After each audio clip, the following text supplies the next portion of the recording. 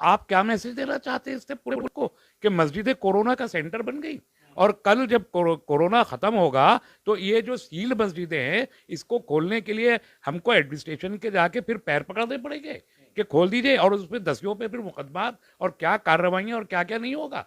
ये जिम्मेदारी जितनी मौलाना साहब की है उतनी ही एडमिनिस्ट्रेशन की है, और अगर मौलाना साहब सामने नहीं आते और बोलते नहीं या एडमिनिस्ट्रेशन कार्रवाई नहीं करता तो हम ये समझने पे मजबूर होंगे कि खुदा न खास्ता मौलाना साहब और एडमिनिस्ट्रेशन की कोई मिली भगत तो नहीं है कहाँ? एक बयान तक नहीं आ रहा उनका सामने, उनके लोग सामने नहीं आ रहे। अस्पतालों में हजारों मरीज पड़े हुए हैं, उनकी देखरेख का कोई कोई इंतजाम नहीं हो रहा। तो ये तबलीगी जमात की भी जिम्मेदारी थी कि अपने ही कैडर के जो लोग हैं उनकी जानो माल का के लिए तो वो कुछ करें, इसके अलावा उनको आके सामने सफाई देनी चाहिए थी कि जो हालात हुए हैं जिसकी वजह से आज पूरे मुल्क में मुसलमानों के खिलाफ नफरत का एक माहौल पैदा हो गया, इसकी सारी जिम्मेदारी तो मौलाना साहब के ऊपर ही मैं सिंगल हैंडेडली, जमात पे नहीं होती है, मौलाना साहब पे होती है। उनकी अपनी तकरीर की वजह से, उनके अपने हुक्म की वजह से लोग वहां रुके थे। तो मस्जिदों को आपने सेंटर बना दिया, आपने उन धर्मशाला पे, उन मेयर साहब, डिप्टी मेयर साहब पे कोई एक्शन नहीं हुआ, हेल्थ सेक्रेटरी साहिबा पे कोई एक्शन नहीं हुआ,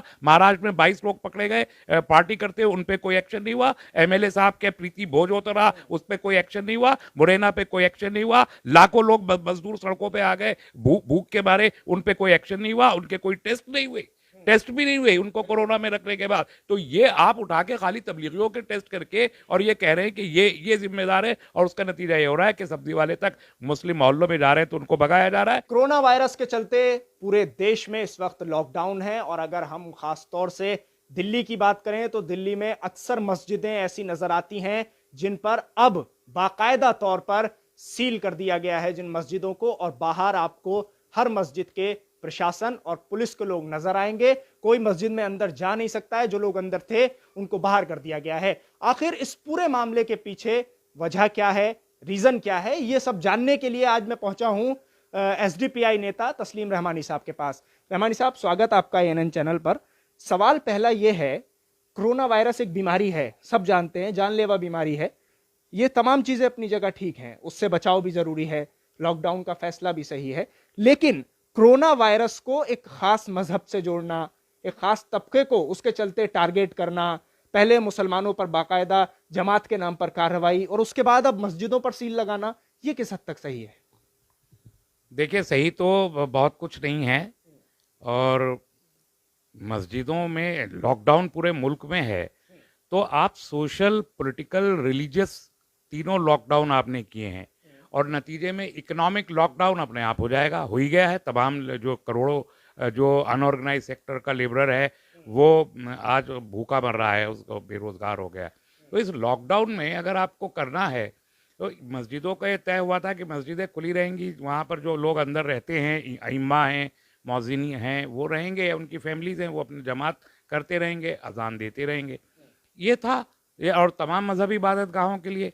लेकिन जब से ये हॉटस्पॉट का इशू आया है उसके बाद से हमने देखा कि मुल्क में कई जगहों पर तबलीगी जमात के नाम पर, कि यहाँ पर जमात ठहरी हुई है इस्लाम पर, उन मस्जिदों को खाली करवा लिया गया।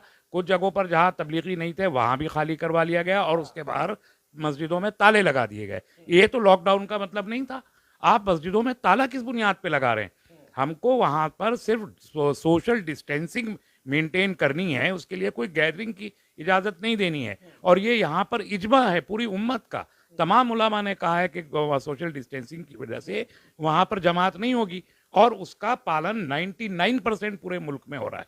उसके बाद आज हमने देखा कि दिल्ली में, ख़ासतौर पर यहाँ ओखला में तो देखा, बहुत सारी मस्जिदें सील करके ताला लगा दिया। आप लखनऊ में आप देख लीजिए, उठा के लिस्ट उठा के देख लीजिए, सारा 11 जगहों पर जो लॉकडाउन पहले दिन हुआ था सब मस्जिद और उसके अतराफ के एरिया है। तो आप क्या मैसेज देना चाहते हैं इससे पूरे मुल्क को कि मस्जिदें कोरोना का सेंटर बन गई? और कल जब कोरोना खत्म होगा तो ये जो सील मस्जिदें हैं इसको खोलने के लिए हमको एडमिनिस्ट्रेशन के जाके फिर पैर पकड़ने पड़ेंगे कि खोल दीजिए, और उसमें दसियों पे फिर मुकदमा और क्या कार्रवाइयां और क्या क्या नहीं होगा। ये बिल्कुल गलत है। मैं समझता हूं कि कम्युनिटी को इसका नोट बहुत स्ट्रिक्टली लेना चाहिए, और अगर नहीं लेते तो बहुत मुर्दनी का सबूत होगा। ये इस मुल्क में अभी डेमोक्रेसी मौजूद है, रिलीजियस राइट्स मौजूद हैं, हमको उन राइट्स का को बरूए कार लाते हुए इस हक का इस्तेमाल करना है। सोशल डिस्टेंसिंग मेंटेन करनी है अपनी जगह। मस्जिदों से अजान देने के आप इजाज़त क्यों छीन लेंगे? वो सोशल डिस्टेंसिंग के अंडर में नहीं आता है। आप सैनिटाइज कीजिए, आपकी जिम्मेदारी है, हुकूमत की जिम्मेदारी है कि मस्जिदों को जाके सैनिटाइज करे। और अगर करने के बाद वहां पर जो मौजिन रह रहा है, वहां जो इमाम है, उनके टेस्ट करे, ये भी जिम्मेदारी है। और अगर वो पॉजिटिव पाए जाते तो बात अलग है, नहीं पाए जा रहे तो आप मस्जिद में ताला कैसे लगा देंगे? लेकिन टेस्ट की बात जो आप कर रहे हैं, वो टेस्ट तो कहीं बड़ी संख्या में होते नजर नहीं आ रहे हैं। टेस्ट तो कहीं नहीं हो रहे हैं। दूसरी बात, जिस मैसेज की बात आप कर रहे हैं कि एक मैसेज ऐसा जा रहा है कि मस्जिदें ही कोरोना वायरस का सेंटर बन गई, वो तो तबलीगी जमात के बाद चला गया और सारे मीडिया ने उसी को पिकअप किया, उसी मैसेज को पहुंचाया कि मुसलमान और खासतौर से तबलीगी जमात के जो लोग हैं, जो जमाती हैं, वही कोरोना वायरस फैलाने पर जिम्मेदार हैं। देखिए, अभी 10 तारीख को अहमदाबाद के पास सूरत के जो डिप्टी मेयर हैं मिस्टर शाह, उनके घर में तकरीबन 1000 लोग इकट्ठे हुए और वहाँ एक जैन मुनि साहब तशरीफ लाए और उनके सामने उन्होंने अपनी इबादत की। 1000 लोग 10 अप्रैल को किया है, आज 12 अप्रैल है, 3 दिन है हुए हैं। कोई उनको कोरोना वायरस का जिम्मेदार करार नहीं दिया जा रहा है इस मुल्क में। हेल्थ सेक्रेटरी मध्य प्रदेश की, खुद जो हेल्थ सेक्रेटरी हैं, उन्होंने छुपाया कि उनका बेटा अमेरिका से आया था और वो कोरोना पॉजिटिव था। उनको कोरोना पॉजिटिव हुआ, पूरे हेल्थ डिपार्टमेंट को कोरोना पॉजिटिव हुआ। उनके ऊपर आपने वहाँ मध्य प्रदेश में ये ऑर्डर है कि वहाँ पर अगर कोई इस चीज़ को छुपाएगा तो उस पर अटेम्प्ट टू मर्डर का केस बनेगा। वो अपने घर में बुला के बिठाई नहीं है डॉक्टर्स को, हॉस्पिटल भी नहीं गई मोहतरमा।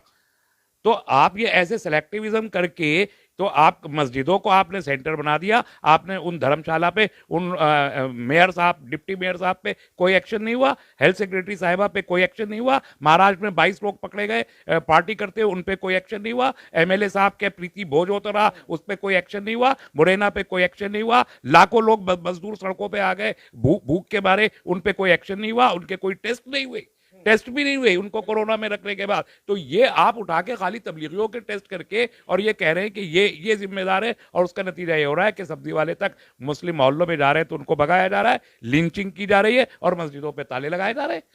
ठीक है रहमानी साहब, ये तमाम बातें अपनी जगह हैं, लेकिन एक सवाल यहाँ अपनी जिम्मेदारियों पर भी उठता है। आप लोग, तमाम लोग मुस्लिम लीडर्स हैं।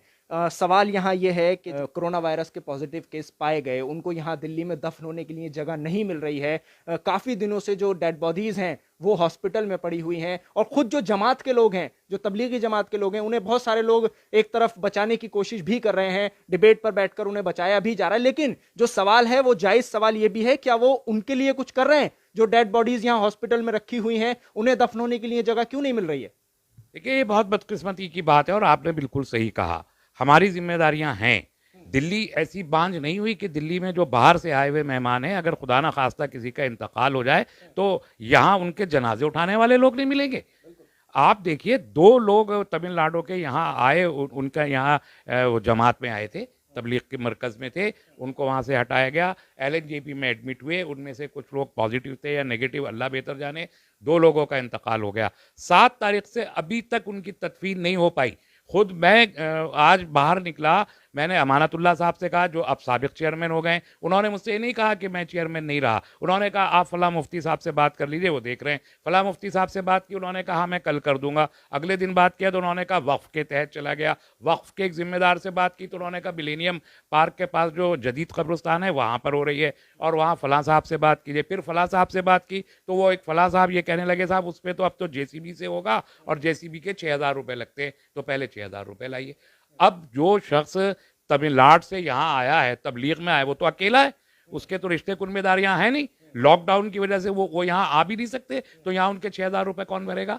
और वक्फ बोर्ड लाखों रुपए पिछले चेयरमैन साहब जाके बांट गया है, 5 लाख रुपए झारखंड में दिया है, यहाँ पर बुला के दिया है, यहाँ ईदगाह में कैंप लगा दिया, करोड़ों रुपए इकट्ठे हो गए उस कैंप के लिए। जो मुस्तफाबाद के लोग थे उनका मैंडेट था या नहीं था, लेकिन ये 6000 रुपये JCB के वक्फ बोर्ड नहीं देगा, ये नहीं हो सकता। अब आके मालूम हुआ कि वक्फ के जो सेक्रेटरी है, जो सीईओ हैं एसएम अली साहब, उन्होंने रिवेन्यूज को लिखा कि ये आप अलॉट कर दीजिए कोविड पेशेंट्स के जिनकी डेथ होती है, उसका कोई जवाब अभी तक नहीं दिया है, वह अप्रूव नहीं हुआ। तो अभी तक डेड बॉडीज रखी हैं, वो अब मंडे ट्यूसडे को सुन रहे हैं कि वो उसको करेंगे, लेकिन हम लगे हैं अब उसको किया जाएगा और वक्फ बोर्ड को मजबूर करेंगे कि वो उनकी तदफीन की खुद जिम्मेदारी ले। हॉस्पिटल में जहाँ हुआ है डायरेक्ट हॉस्पिटल वक्फ बोर्ड को इत्तला करे, वक्फ बोर्ड जाके डेड बॉडी उसको रिकवर करे और खुद अपनी निगरानी में जाके नमाज जनाजा का एहतमाम करे, और जो भी प्रोसीजर गवर्नमेंट ने तय किया है उसके तहत जेसीबी खुद प्रोवाइड करे और उनकी तदफीन करे। अब तक नहीं हो रहा बदकिस्मती से। लेकिन रहमानी साहब, एक सवाल यहाँ ये भी है कि मौलाना साद साहब जो हैं, जो कि मरकज़ तबलीगी जमात के हेड हैं, बहुत बड़े मौलाना हैं, वो उनको इस पूरे मामले में कुछ जिम्मेदारी निभानी अपनी भी चाहिए, क्योंकि हम बहुत दिन से सुन रहे हैं, तमाम टीवी डिबेट्स पर हमने सुना, जो खबरें अंदर से आई उसमें भी सुना कि वो क्वारंटाइन में हैं। तो क्या क्वारंटाइन में होने के बाद वो इतना कर सकते हैं या नहीं कर सकते कि फ़ोन के जरिए ये तमाम मामलात हैंडल करें या नहीं?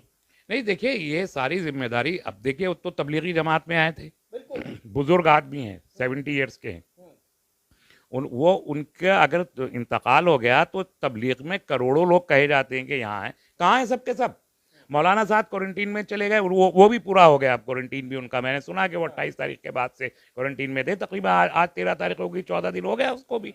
हैं कहाँ? एक बयान तक नहीं आ रहा उनका सामने, उनके लोग सामने नहीं आ रहा। अस्पतालों में हजारों मरीज पड़े हुए हैं, उनकी देखरेख का कोई इंतजाम नहीं हो रहा। तो तबलीगी जमात की भी जिम्मेदारी थी कि अपने ही कैडर के जो लोग हैं उनकी जानो माल के लिए तो वो कुछ करें, इसके अलावा उनको आके सामने सफाई देनी चाहिए थी कि जो हालात हुए हैं जिसकी वजह से आज पूरे मुल्क में मुसलमानों के खिलाफ नफरत का एक माहौल पैदा हो गया, इसकी सारी जिम्मेदारी तो मौलाना साद साहब के ऊपर ही मैं सिंगल हैंडेडली, जमात पे नहीं होती है, मौलाना साद साहब पे होती है। उनकी अपनी तकरीर की वजह से, उनके अपने हुक्म की वजह से लोग वहां रुके थे, तो जिम्मेदारी उनके ऊपर आयद होती है कि वो खड़े हों और सामने आए और इन लोगों के तदफीन का भी इंतजाम करें, उनके इलाज का भी इंतजाम करें और सफाई भी दे। हम लोग मुस्तकिल टेलीविजन डिबेट्स में बैठे हैं, हम तबलीग की हिमायत नहीं कर रहे हैं, हम मौलाना साद को प्रोटेक्ट नहीं कर रहे हैं, हम जो मुस्लिम बैशिंग हो रही है, नफरत का जो माहौल पैदा किया जा, हम तो उसकी सफाई की कोशिश कर रहे हैं, वरना उन्होंने गलती की है, इसमें क्या दो रहा है। लेकिन मीडिया तो बार बार एक ही सवाल उठा रहा है ना कि मौलाना साद कहाँ भाग रहे हैं, मौलाना साद क्यों अपनी जिम्मेदारियों से भाग रहे हैं। लेकिन उन तमाम चीजों के चलते जी, एक बात देखिए, ये मीडिया भी उठा रहा है, तो ये मीडिया ये सवाल एडमिनिस्ट्रेशन से क्यों नहीं उठाता, पुलिस से क्यों नहीं उठाता? पुलिस ने एफआईआर दर्ज किया है, बेले बिल हैं सारे के सारे, उसमें अरेस्ट कर, और पुलिस आके बोलती नहीं कि नहीं नहीं वो तो अरेस्ट करने वाली, तो उसमें हमने दफाई नहीं लगाई उनके ऊपर, मीडिया से कहलवा रहे हैं साहब वो भगोड़े हैं, वो भाग गए क्या, हालांकि उन पर कोई ऐसी दफा नहीं कि उसमें उनको गिरफ्तार किया जाए, ये बात पुलिस बोले। और अगर उनके ऊपर रिस्पॉन्सिबिलिटी फिक्स की जा रही है तो वो वाले सेक्शंस लगाए जिसमें उनको अरेस्ट किया जाए। पुलिस का जो है ज्वाइंट कमिश्नर खड़े होकर बोलता है अपनी प्रेस कॉन्फ्रेंस में कि वो जाकिर नगर के अंदर क्वारंटाइन में, आपको एड्रेस भी मालूम है, आपको टेलीफोन नंबर भी मालूम है, आपको क्या नहीं मालूम है?